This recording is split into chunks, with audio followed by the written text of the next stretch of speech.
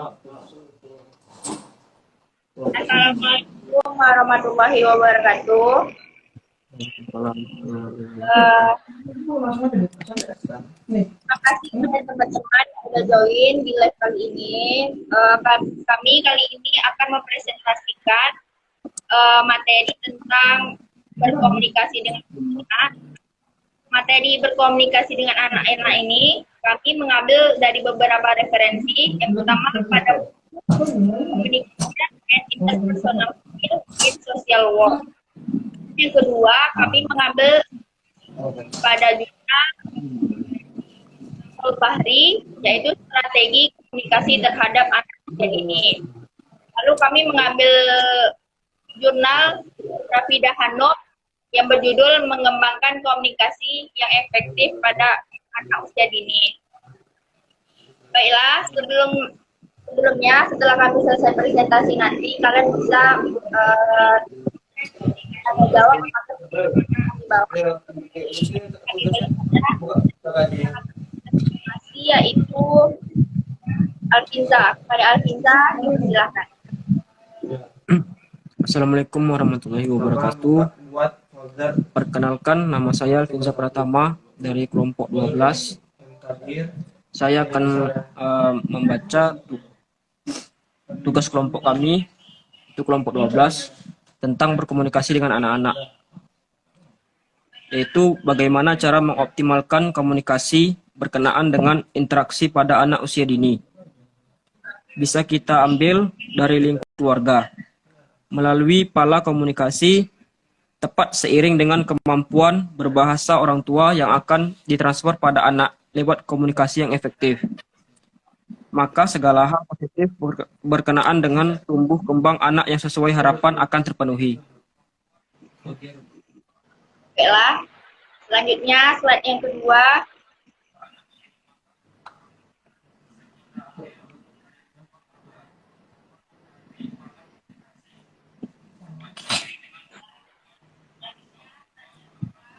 Yes.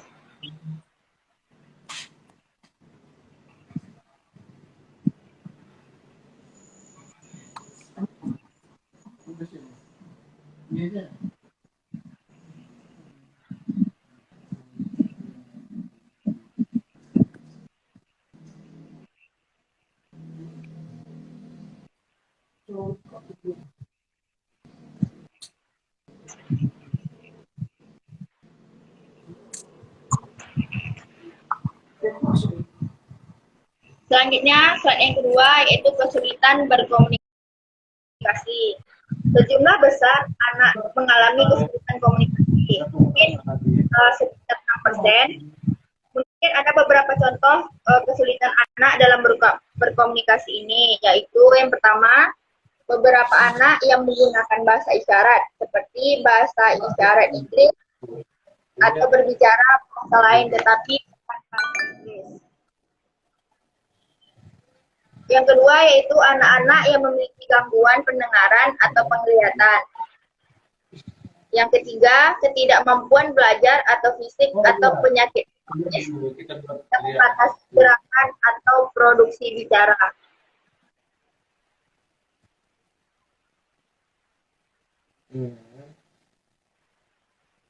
Selanjutnya yaitu penghambat komunikasi anak-anak. Yang pertama, membandingkan. Membandingkan di sini tujuan orang tua di sini membandingkan, orang tua ini ingin memberi motivasi dengan memberi contoh kepada orang lain. Jadi pesan yang ditangkap oleh anak-anak tersebut, anak merasa tidak disayang, seperti pilih kasih, dan merasa dirinya selalu jelek di mata orang tuanya. Kedua, yaitu meremehkan.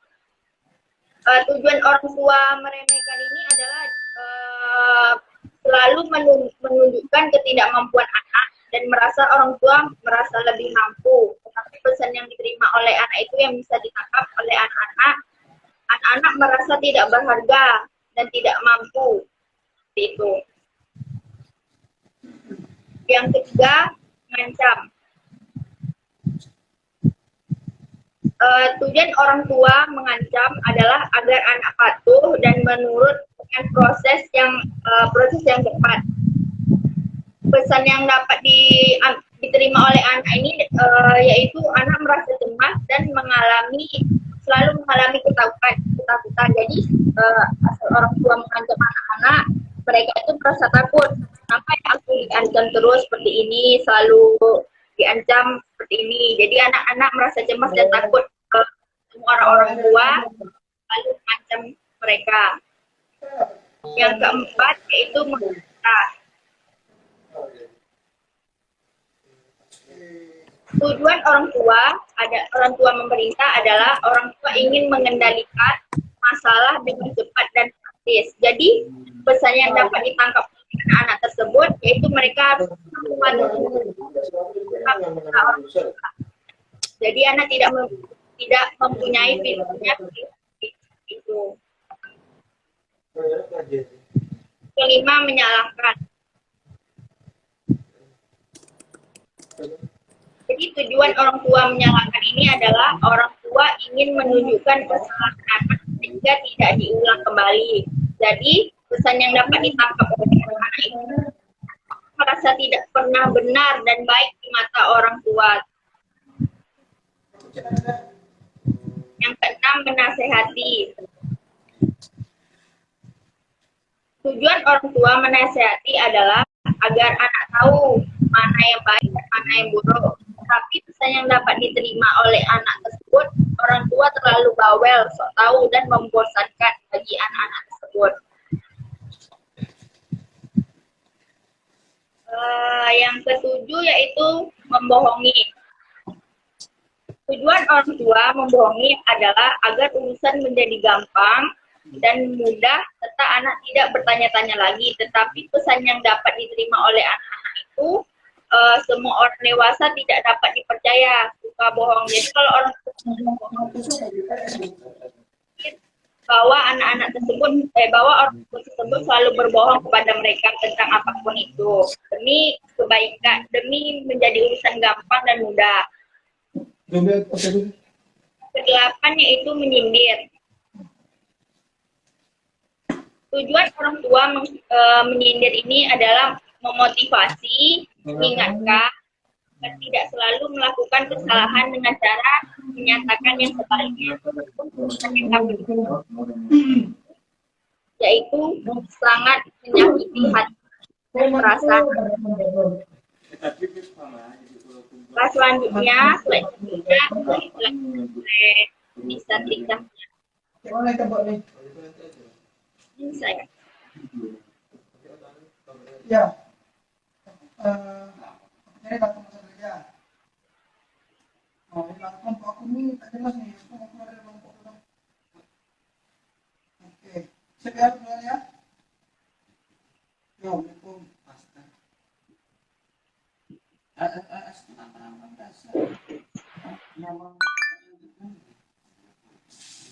Sama nak aku buat kelompok dulu tak ada respon. Soalnya aku nak. Lagi nih. Slide selanjutnya. Aku lagi. Baiklah, topik selanjutnya yaitu mempengaruhi perkembangan bicara dan bahasa anak. Faktor yang mempengaruhi perkembangan bicara dan bahasa anak itu ada 5. Yang pertama, faktor kondisi fisik dan kemampuan motorik. Menurut Shirley, seorang anak dengan kondisi fisik yang sehat dan penuh energi akan selalu bersemangat untuk bergerak dan melakukan eksplorasi terhadap lingkungannya. Sehingga anak memperoleh kesempatan untuk menambah pengalamannya, termasuk memperoleh pemahaman terhadap berbagai objek dan aktivitas di lingkungannya. Oleh karena itu, dengan sendirinya, anak memperoleh banyak kesempatan untuk belajar bicara dari apa yang dilihat, didengar, dan dirasakan. Yang kedua, ada faktor kecerdasan.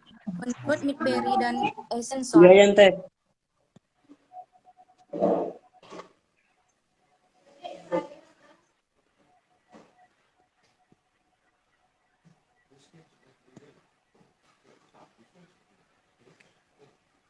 kamu mana yang kasih juga story lah, mesti untuk membuka story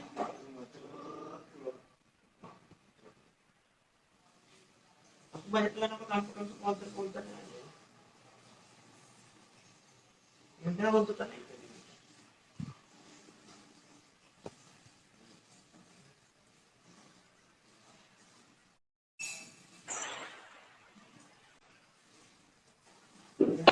Mana Nisa nih, Fit? Nge-lag dia katanya. Ya, maaf ya guys, nge-lag soalnya lama nge-lag lagi nunggu. Jadi HP-nya panas nge-lag. Kalau ini harus buka grup aku. Apa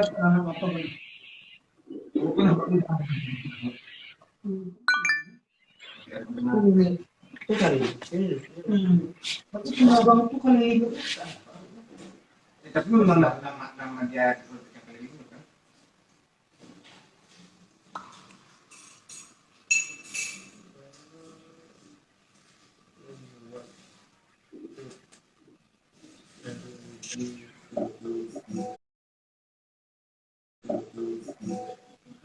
pergi lucu-lucu.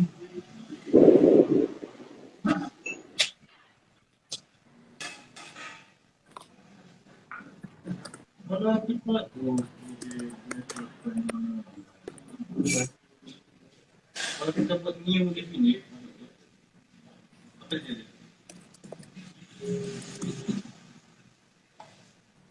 Pakai monolia aja.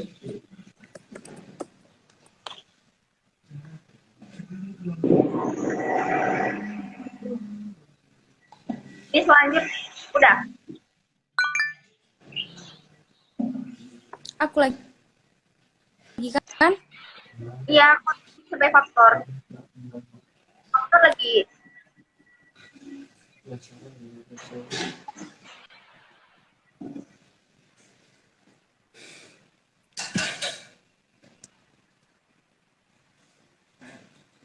Ini band ini intinya apa? Band ya? Band mana? Apa? Oh, iya. Halo, Mas.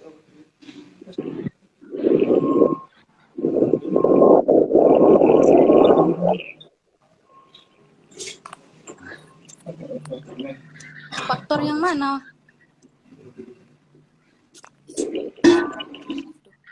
Itu lagi.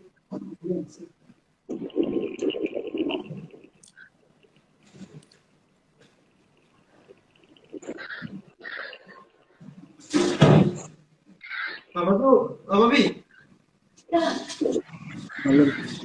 Balon. Bentar, aku tahu. Oke.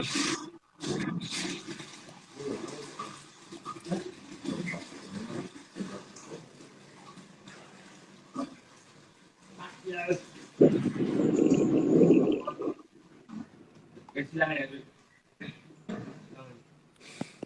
Baiklah, selanjutnya itu faktor-faktor yang mempengaruhi perkembangan bicara dan bahasa anak. Faktor yang mempengaruhi perkembangan bicara dan bahasa anak-anak ada 5. Yang pertama, faktor kondisi fisik dan kemampuan motorik. Menurut Shirley, seorang anak dengan kondisi fisik yang sehat dan penuh energi akan selalu bersemangat untuk bergerak dan melakukan eksplorasi terhadap lingkungannya, sehingga anak memperoleh kesempatan untuk menambah pengalamannya, termasuk memperoleh pemahaman terhadap berbagai objek dan aktivitas di lingkungannya. Yang kedua, ada faktor kecerdasan. Menurut Midberly dan Eisenson, anak yang memiliki kecerdasan di atas rata-rata cenderung memiliki kemampuan yang tinggi untuk menangkap banyak kata dari lingkungannya, mengingatnya dengan baik, serta dapat mengatakannya kembali dalam situasi yang tepat. Sebaliknya, apabila anak yang memiliki kecerdasan jauh di bawah rata-rata, ia cenderung memiliki proses berpikir yang lemah, serta daya asosiasi dan daya ingat yang kurang. Yang ketiga ada faktor sosial dan ekonomi. Pengaruh faktor sosial dan ekonomi terhadap kemampuan bicara anak itu bersifat relatif. Orang tua dari tingkat sosial dan ekonomi yang tinggi belum tentu menjamin anaknya memiliki kemampuan bicara dan bahasa yang baik. Orang tua dengan status sosial dan ekonomi yang tinggi biasanya memiliki kesibukan yang luar biasa, lebih banyak membiarkan anaknya berinteraksi dengan fasilitas yang tersedia, akan mengakibatkan kemampuan verbal anak tersebut kurang berkembang. Yang keempat, ada faktor lingkungan. Anak yang mendapat dukungan dari lingkungan sosialnya, seperti sering diajak berkomunikasi, memberikan contoh ucapan yang tepat, memberikan dukungan terhadap perkembangan emosi yang baik, akan menunjang terhadap peningkatan kemampuan bicara dan bahasa anak. Yang terakhir ada faktor jenis kelamin. Perkembangan bicara dan bahasa anak perempuan relatif lebih baik daripada anak laki-laki. Karena anak perempuan tertarik dengan jenis permainan yang banyak menggunakan bicara dan bahasa. Sedangkan anak laki-laki lebih tertarik bermain mobil-mobilan atau permainan yang kurang begitu banyak menggunakan bahasa. Topik yang terakhir yaitu memori pada anak-anak. Semakin muda anak, semakin cepat peristiwa dilupakan. Antara sekitar 20 bulan dan 4 tahun, anak mulai mengingat peristiwa masa lalu tetapi kemampuan mereka untuk mengingat kembali peristiwa masa lalu, terutama yang lebih jauh, sangat terbatas sebelum usia 3 tahun dan mengingat kejadian spesifik yang sering terjadi.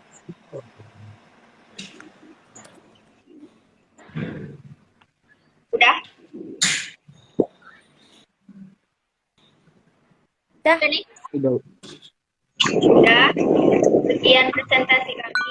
Bagi yang ingin bertanya, bisa bertanya di memakai fitur pertanyaan, bakal dijawab.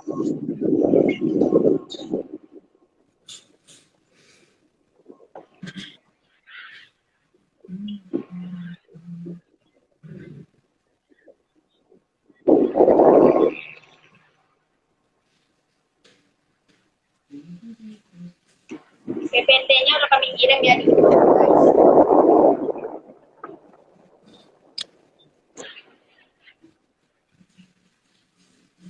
Wadah. Alvin ditanya tuh, ada pertanyaan. Mana? Nggak ada. Udah dihapus.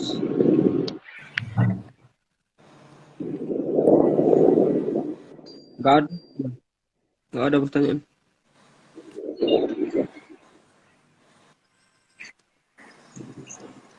Aku lupa matiin notifnya, Wak. Record lah. Bagaimana, Pak? Guys, ada yang Yang bagian bertanya. mana? Ada yang bertanya sekedar tentang berkomunikasi dengan anak. Nggak bisa panjang, sempong-sempong kan. Coba. Satu. Biar aja banyak.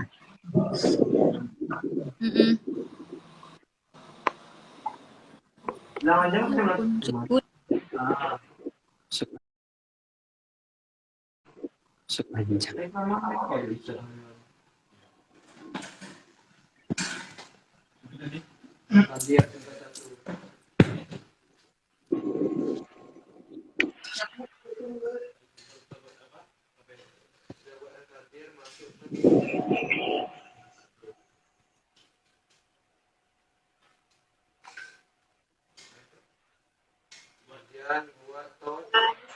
Tanya dong, guys. Apa yang ada yang ganjal di PPT kami bisa ditanyain atau punya adik gitu.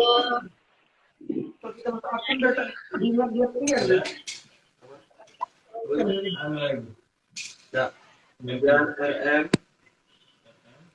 awal. Tunggu. Tanya-tanyaan.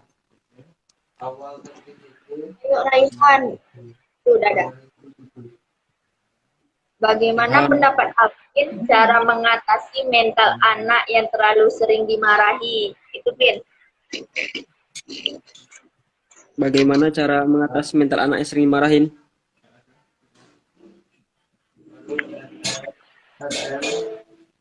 Jadi tugas satu kan mesti kan? Awal tertipu. Boleh, Rangel bertanya. Vin, jawab, Vin. Ya. Tunggu sebentar, kasih waktu ya. Bentaran. Kasih Alvin waktu ya, guys. Kasih Alvin waktu. Ini kali. Kemudian awal itu. Ya.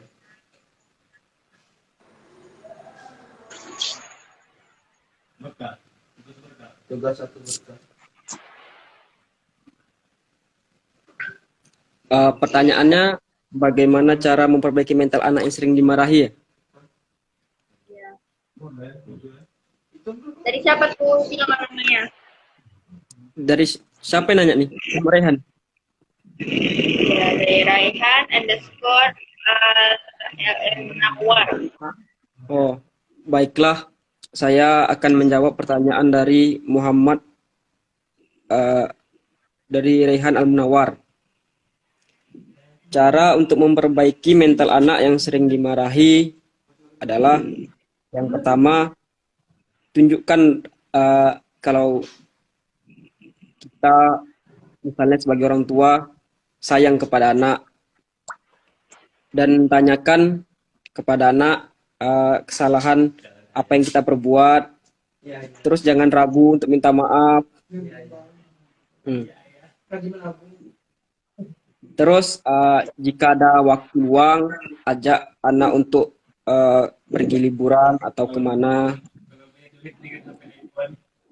agar mental anak itu nggak terlalu lemah, dan sering-sering cerita, berbagi masalah. Apabila anak ada apabila anak lagi ada masalah, dia harusnya cerita ke kita biar mental dia nggak terlalu jatuh kali di masyarakat gitu. Bagaimana Rehan? Bisa ditambahin, pastinya mental anak itu jadi tertekan ya karena sering dimarahi. Jadi dia takut untuk terbuka sama orang tuanya gitu. Jadi takut apapun yang terjadi pada diri dia, jadi dia takut. Misalnya dia mau bilang sesuatu nih sama orang tuanya, tapi dia takut nanti apa yang dibilang dia pasti nanti selalu saja salah di mata orang tuanya. Jadi dia merasa tertekan, jadi dia takut untuk terbuka kepada orang tuanya. Jadi seperti itu. Nisa, ada yang mau ditambahin? Nisa, pendapat Nisa gimana Nisa? Ya. Udah pas. Lanjut. Katanya mau perlu enggak? Selanjutnya pendapat Pertanyaan. Mungkin buat yang broken home gimana tuh? Broken home ya? Aduh, saya nggak tahu juga rasanya gimana karena saya nggak pernah ngerasakan. Alhamdulillah, jangan sampai lah saya merasakan yang seperti itu.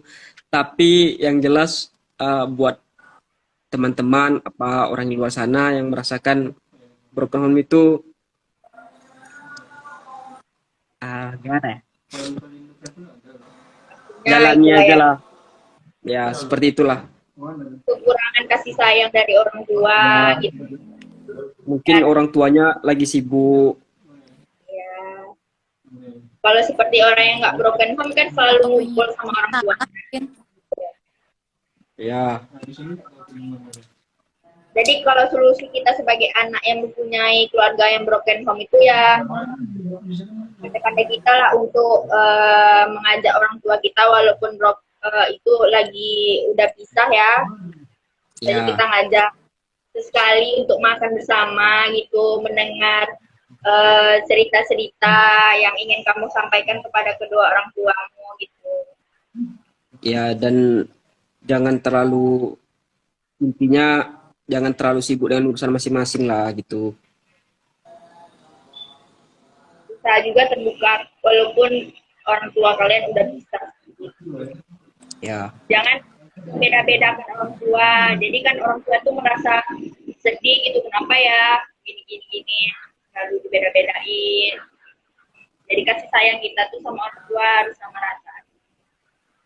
Bisa lain tentang broken home. Tambahan Nis. Ya mungkin kan orang tuanya tuh kayak sibuk juga gitu kan, atau ada masalah di pekerjaan, jadi kebawa ke rumah. Mungkin itu sih yang bikin orang tuanya kayak mungkin atau marah-marah atau apa gitu. Jadi imbasnya ke anaknya.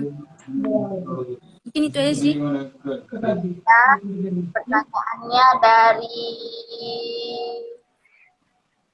nih, menurut Alvin, apa yang dilakukan ketika bertemu dengan anak yang sedang Aduh, sakit?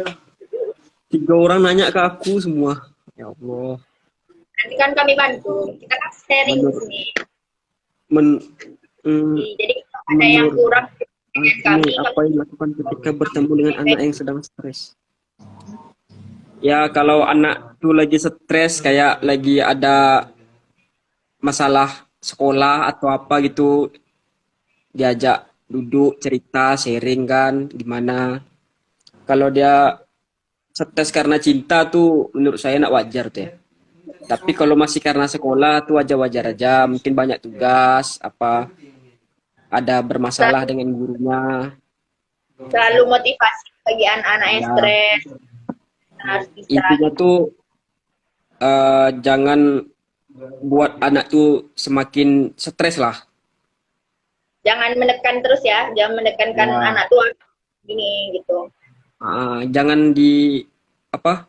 Terus kalau dia lagi salah tuh jangan dipojok-pojokkan juga gitu. Betul. Jadi di sini ada yang merasa stres gitu, harus ada yang perlu motivasi Konsultasi dari ke Alvin, Alvin. motivasinya. Ya, bisa Alvin motivasikan biar tetap semangat. Ya Nisa tuh juga bisa sama si Anza tuh. Tanya aja ke mereka. Mereka yang paham tuh. Jadi kita harus selalu mensupport orang yang anak-anak yang stres dalam segala hal, misalnya dalam keluarga dia, dalam masalah tugas. Jadi kita harus selalu ngasih semangat gitu. Ya, Oke, guys. betul. Next, pertanyaan selanjutnya dari Rizky Firmansyah. Menurut kalian, apa kelemahan dan kelebihan anak yang dari kecil hanya bisa berbahasa Inggris? Nisa jawab Nisa. Tunis, kelemahan dan kelebihan. Kelebihan mungkin kayak dia berbeda gitu kan dari orang lain, dari anak-anak yang lain yang nggak bisa berbahasa Inggris. Terus kayak yang kelemahannya tuh nanti dia susah berbicara kepada teman-temannya yang pandai berbahasa Indonesia dan nggak pandai bahasa Inggris gitu. Jadi pertemanannya itu ya terbatas gitu. Jadi berteman sama orang-orang yang pandai berbahasa Inggris saja gitu. Lebihnya udah bagus. Ya kelebihannya orang-orang ya bagus ya. Nah ini pandai bahasa Inggris. Tapi dipuji orang sih dari kecil aja udah pandai bahasa Inggris gitu.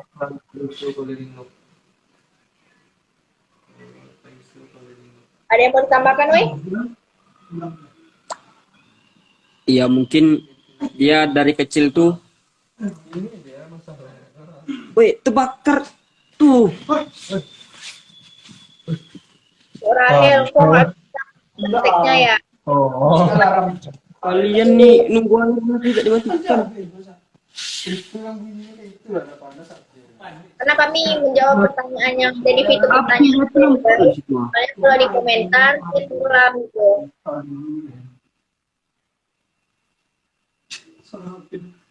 Apa nih?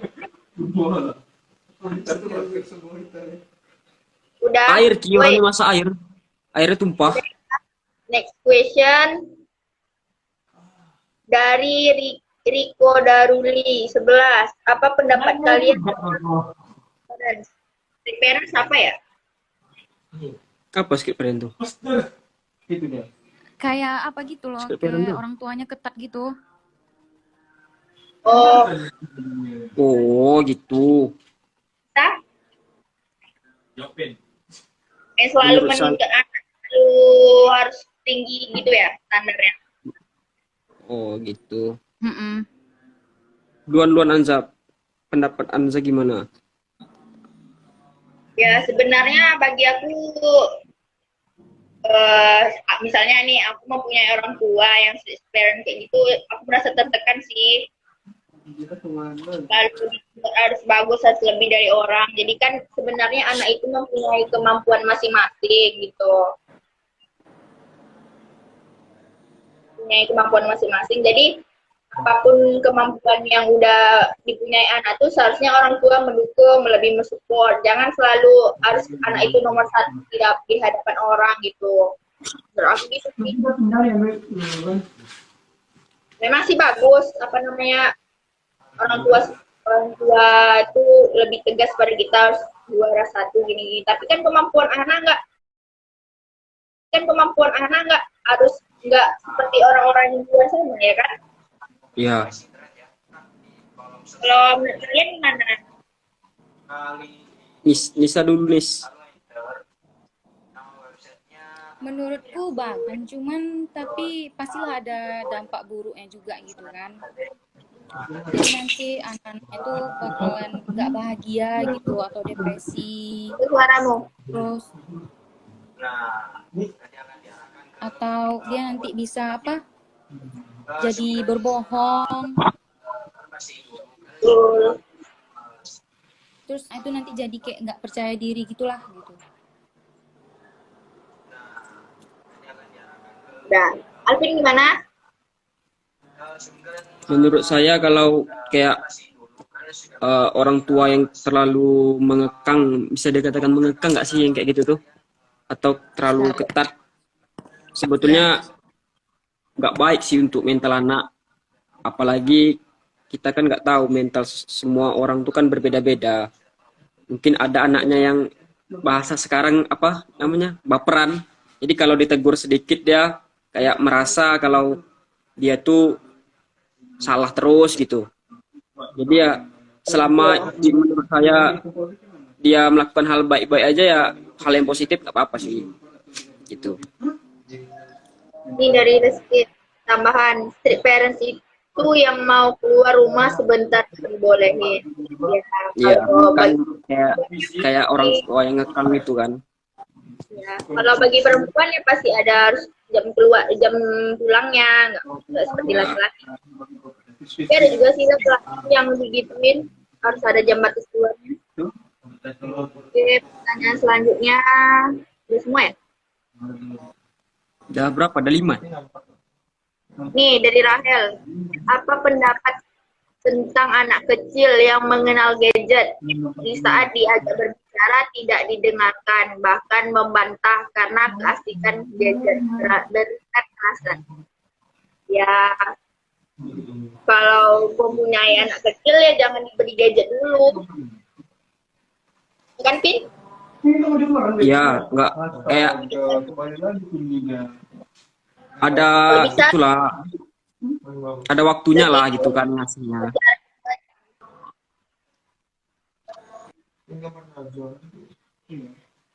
Kayak ngasih gadgetnya pun jangan keseringan gitu kan.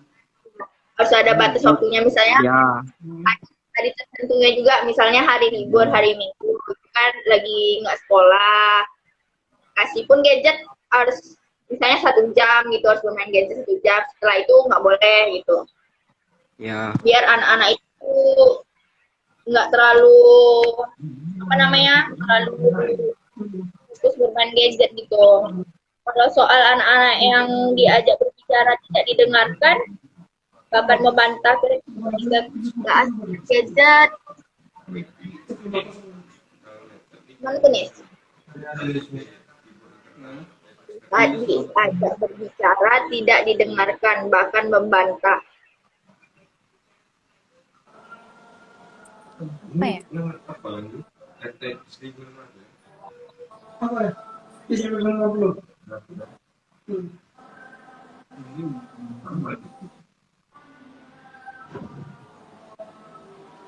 Ya, misalnya kita ngomongkan baik-baik pada anak. Kalau orang tua itu berbicara atau orang yang lebih tua dari kita berbicara, didengarkan. Walaupun ketika bermain gadget kan bisa dihentikan dulu sebentar, dengar apa kata orang tua atau orang yang lebih tua gitu. Guys, Ya, sedikit menambahkan ya. Mungkin menurut saya kalau kayak gitu tuh dari dia kecil udah dilatih untuk tahu sopan santun, kayak orang lagi bicara tuh harus didengarkan seperti itu. Kalau orang tua berbicara tuh gimana. Jadi nanti ketika dia sudah mulai dewasa, dia akan paham di masyarakat seperti itu.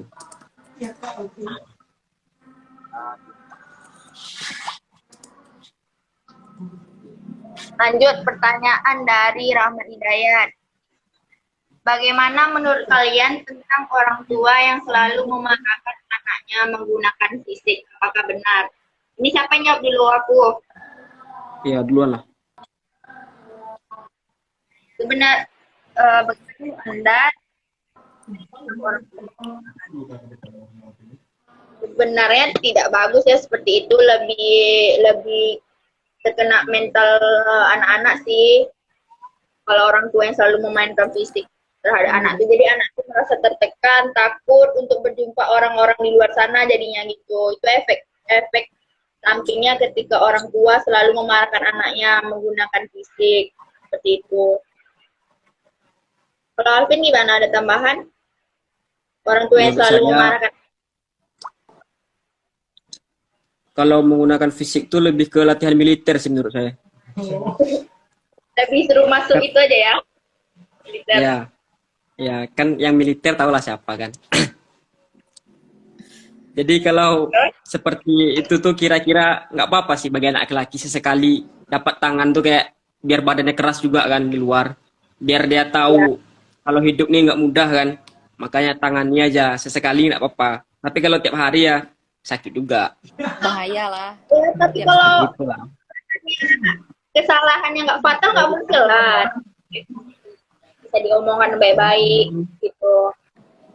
Ya, kalau udah nggak bisa dibilangi kan, bisa lah kan, entah hantamkan kepalanya ke dinding, Nggak benar. Itu Jangan nggak benar. sampai kayak ya gitu. ikat pinggang lah kan, biar dia jerah gitu kan. Sebenarnya tergantung orang dalam mendidik anak sebenarnya.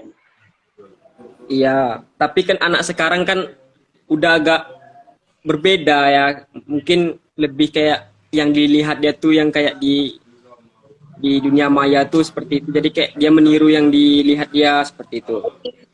Mada-mada ya, mada semua. Ya, itu dia. Mada. Oke.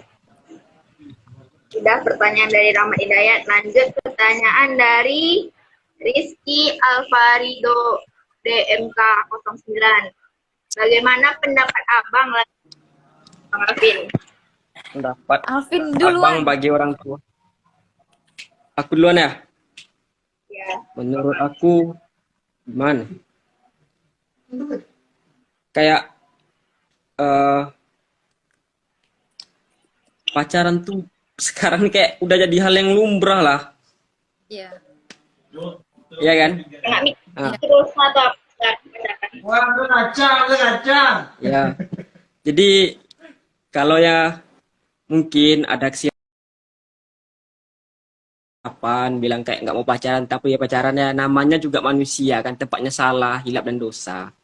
Kalau mau sempurna itu bidadari. Nanti. Udah. Ya, mungkin ya itu mungkin kesalahan juga lah, kesalahan dari diri kita kan, Dari yang pernah terucap lah. rasa takut orang tua ngelarang kalau anaknya tetap keke pengen pacaran, ya pacaran. Iya, Gitu. iya nggak bisa juga kan. Ya, gitu kan.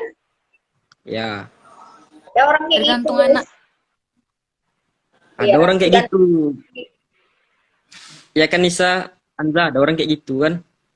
Ya, banyak sih. Jadi, Banyak, ya. banyak. Oke. Ini ada nih dari komentar. Muh Yusuf. Bang, saran healing anak yang baik dan mantap dong, yang bisa ngerubah mood jadi good vibes oleh Oleh mental mental. health-nya Bang. Kalau bisa Kalau jelasin pakai bahasa Jaksel.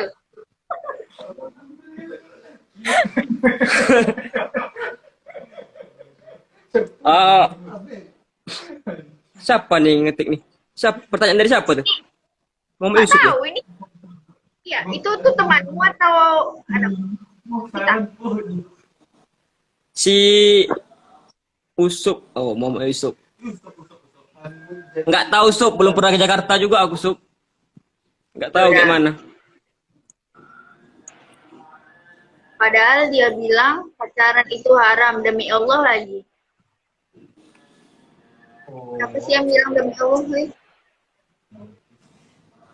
Oi, Ada yang mau bertanya lagi, guys? Kalau nggak ada, bisa kami tutup pertanyaannya dan mengakhiri live.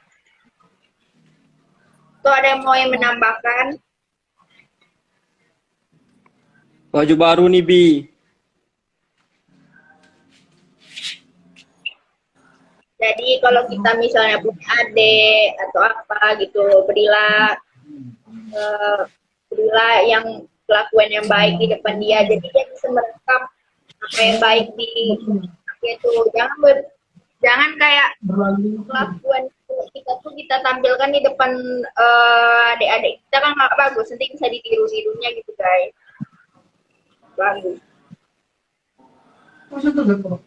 Kalian nakal, kalian marah-marah. Kali itu kelakuan kalian. Tapi mak tahu juga.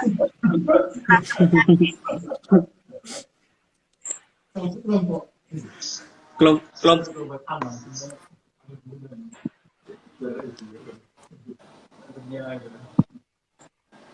Udah nih, weh.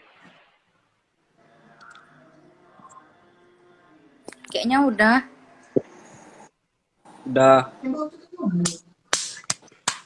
Udah ya. Oke, nge-like. Itu pengen SS orang yang di dalam meet, dalam live.